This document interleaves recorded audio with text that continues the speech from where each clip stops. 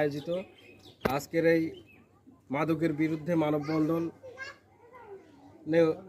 উপস্থিত গ্রামের সচেতন নাগরিক সহ উপস্থিত সাংবাদিক মহল, সকলকে আমার সালাম। আসসালামু আলাইকুম রহমতুল্লাহ।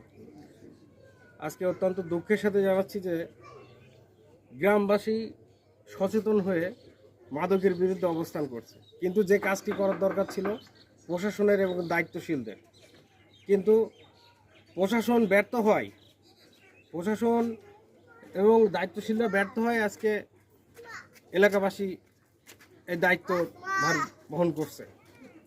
মাদক বর্তমান জীবননগর পৌরসভার শুধুমাত্র 5 নম্বর ওয়ার্ড না, প্রত্যেকটা ওয়ার্ডে অত্যন্ত ভয়াবহ রূপ ধারণ করছে।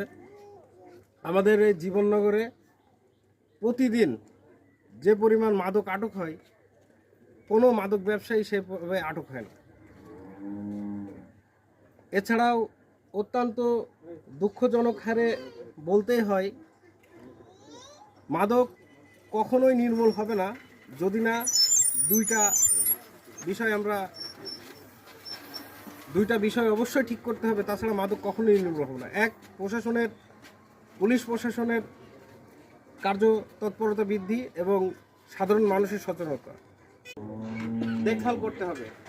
আপনার সন্তান কোথায় যাচ্ছে, রাত্রে কেন বাইরে যাচ্ছে, কি করছে আপনি আপনার টাকা নিয়ে, এটা অবশ্যই আপনাকে দেখতে হবে। অন্যথায় কখনোই